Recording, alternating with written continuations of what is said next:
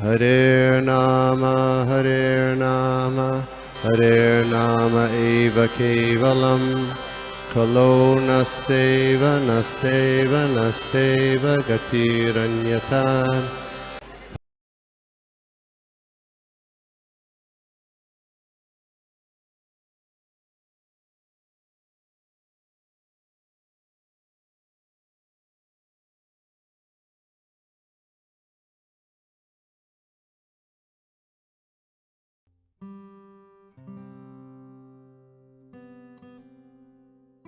हरे प्रभूजी, मला काही येस अर्चना माते. मला आजच्या ह्याच्यावर काही डाऊट नाहीये. आज आहे ते मला समजलं व्यवस्थित. फक्त मला विचारायचं होतं just out of this lesson, म्हणजे की आता तो कुंभमेळा जो चालू आहे त्याच्यामध्ये जी चेंगराचेंगरी होऊन इतकी लोक गेली, आता काल 31 लोक गेली, एवढी सगळे स्नानासाठी गेली वगैरे, तर म्हणजे जे ह्या पासनं अनभिज्ञ आहेत त्यांचा असा प्रश्न आहे की देव आहे कुठे? मग ते गेलेल्या देवासाठीच तिकडे स्नानासाठी, आणि मग तिकडे चेंगराचेंगरी झाली.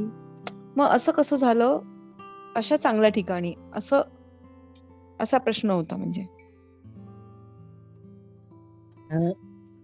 खूप सेन्सिटिव्ह टॉपिक आहे आणि आपल्याला, तुम्ही सगळे भक्त आहात म्हणून मी तुमच्यामध्ये सांगतो की ऍक्च्युली कसं आहे की कर्माची फळे असतात, ठीक आहे. तर इव्हन दो आता बघा किती करोडो लोक होते, पण त्यातले फक्त 31 लोकच त्यात जे काही नुकसान झालं किंवा इंजर्ड झाले किंवा जे मरण पावले, the figure was very small. ते जास्त पण असू शकतं, म्हणजे 30 पेक्षा जास्त असू शकतील, 60, 70, 80 असतील, I don't know. But not everybody was hurt.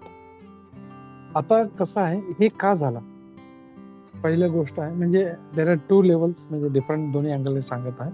पहिलं एक तर कर्मने बद्दल सांगितलं की देअर कर्म, काहीतरी त्यांचे कर्म असतील and they are so fortunate की ती कर्म म्हणजे त्यांचा प्राण जायचा होता अँड त्यांनी तो देह आपला त्या एवढ्या त्याबद्दल नाही पावन स्थळी त्यांनी आपलं, that is also very fortunate.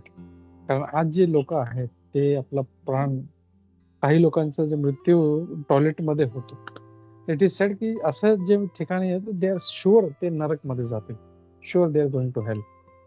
तर एक काय आहे, त्यांचे कर्म आहेत त्याच्यामुळे ते तिकडे त्यांचा देह गेला.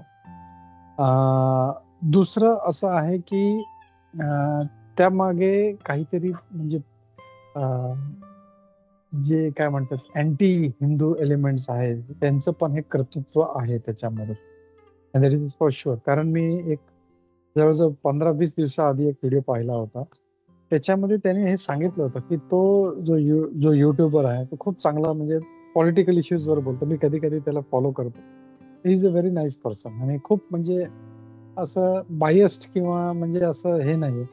तर तो म्हणला की जे काही लोक आहेत ते सारखं इथे स्टॅम्पेड होईल, इथे स्टॅम्पेड होईल, म्हणजे असं सारखं बोलत आहेत. आणि हे 20 दिवसा आधीची गोष्ट आहे की जसं काय हे लोक आता काहीतरी करणार आहेत किंवा काहीतरी इथे होणार आहे स्टॅम्पेड. अँड वी सी की बरोबर त्यांनी सांगितलेलं 20-25 दिवसांनी इथे हे झालं.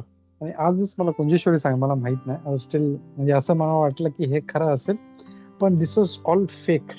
म्हणजे हे जे आहेत इट वॉज आर्टिफिशियली क्रिएटेड.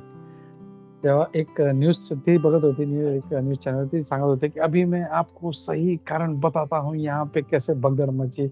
आणि तो बोलायला लागला तेवढात एक साधू आला, एक नागा बाबू, एक मिनिट रुक जाओ मैं बताता हूँ, मैं यहाँ पे था, मैंने देखा क्या हुआ. आणि ते बोलले की एक बस आली त्या अंधारामध्ये, त्यातून 20-25 लोक उतरली आणि ते त्यांनी धावायला चालू केलं. It was done purposefully. तर म्हणजे वेगवेगळे त्याला रिझन्स आहेत. म्हणजे एक तर जर सुपरफिशियली पाहिलं तर ही लोक आहेत, पण ऑल्सो इट इज प्रभाव of their Karma, it is a प्रभाव ऑफ कलियुगा. तर वेगवेगळे कारण आहेत. हे असं आपण कधी 100 वर्षापूर्वी किंवा असं आधीच्या म्हणजे कुंभमेळा तर किती युगापासून होत आहेत, तेव्हा कधी असं झालं नाही. But now it is happening. So म्हणजे all this kind of different reasons. आणि हे जे असे जे हे मी ह्यांना हे कलियुगाचे एजंट मानतो. They are against our dharma and they want to create all this kind of nuisance. ते जाणून बुजून हे करतात आणि हे कलियुगमध्ये अजून जास्त होत राहील. तरी आय विल से की इतकं चांगलं म्हणजे जे जी व्यवस्था आहे ती चांगली आहे. अजून म्हणजे एक जोक पण मी ऐकला होता, जस्ट शेअर करतो की आधीचे म्हणजे आपण मी लहान असताना म्हणजे मूवीज मध्ये दाखवायचे की भाई कुंभ के मेले में बिछड़ गया था आणि असं म्हणजे इतकं वाईट होतं की तिथे एकदा कोण हरवलं की परत भेटणार नाही. तर एकाने जोक टाकला होता, तो कुंभमेळ्यात जाऊन आला आणि त्याला विचारलं कसं आहे कुंभ, एकदम हॉरिबल आहे बोलतो. मी माझ्या बायकोला 3दा तिथे सोडलं, त्या प्रशासनाने 3दा मला आणून माझे परत मला सोपवले. So the point I want to say is की इतकं चांगलं म्हणजे यावेळेस आहे कुंभमेळा जो आहे, so wonderfully arranged and still people are trying to म्हणजे त्याला बदनाम करण्यासाठी, सनातन धर्माचं नाव खराब करण्यासाठी. This is all kind of techniques.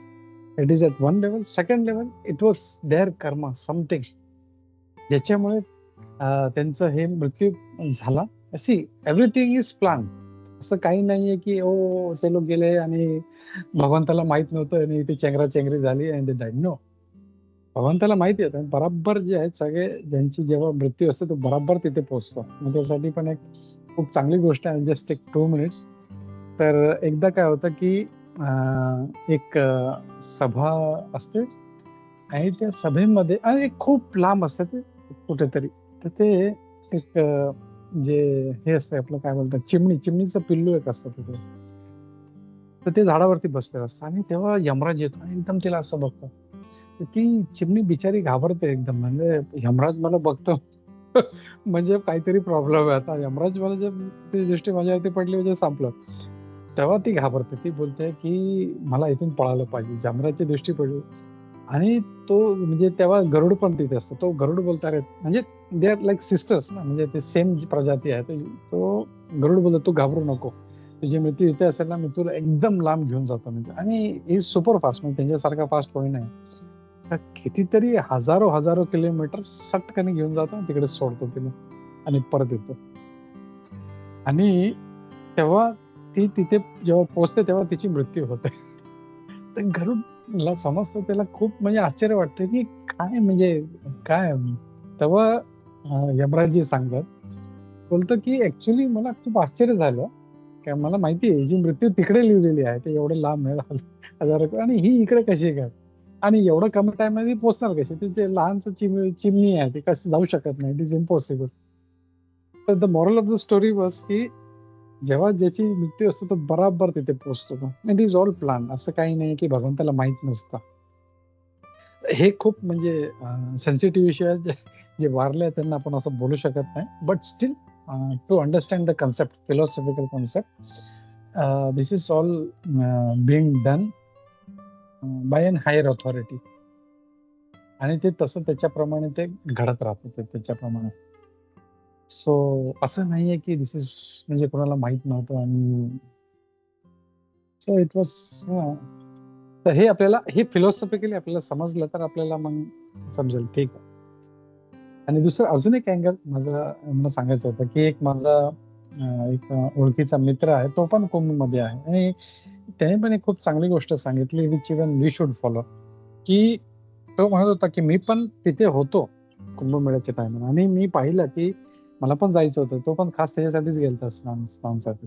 पण मी बोललो एवढी गर्दी आहे. तो बोलला की मी ह्यात पडू शकत नाही, मला माहिती आहे. दिस इज समथिंग म्हणजे एक्स्ट्रा ऑर्डिनरी. मी नाही जाऊ शकत अँड आय बॅकड आउट. आणि मी जसंच मागे गेलो आणि मग काही तासांनी समजलं की इथे स्टॅम्पिड झाली अँड पीपल डाईड.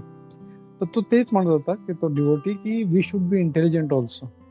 आपल्याला समजलं पाहिजे की आणि दिस इज ना एकदम म्हणजे ना असं नाहीये की आपल्याला भावुकतेने एकदम जसं बरेचशा ठिकाणी मी कुंजेश्वरी आम्ही जेव्हा जातो वृंदावनला मंदिरात किंवा कुठेही अशा मोठ्या ठिकाणी किंवा जगन्नाथपुरीला, तर मी बघतो गर्दी आणि इमिडिएटली मी ती बोलते नाही चला बोलला आपण एवढं दर्शनासाठी आलो. मुलांनो आपल्याला माहिती आहे ही गर्दी इज समथिंग एक्स्ट्रा ऑर्डिनरी. आपण तिला खेचतो मागे, तिचं इच्छा नसते पण मी तिला खेचून घेऊन बोलतो नो त्याच्यात नाही पडू शकत. आणि एक नाही, बऱ्याचशा ठिकाणी, आणि आता पण रिसेंटली आम्ही चालतो तिथे, म्हणजे राधारमण होतं ना ते, राधारमणमध्ये अशी धक्कामुक्की झाली, बरेचशा बायका पडल्या, ते माणसं पडली, लोकांना त्याच्यात चालत गेली. So we have to be intelligent. तर हे काही म्हणजे वेगवेगळे अँगल्स आहेत, त्यांनी आपण हे समजू शकतो. पण शेवटी म्हणजे जे प्लॅन्ड आहे तेच होणार. तुम्ही किती बुद्धी लावा, किती प्लॅन करा, पण व्हॉट एव्हर इज जे डेस्टिनी, जे आपलं कर्म त्याच्याप्रमाणेच होईल. हरे कृष्ण माता.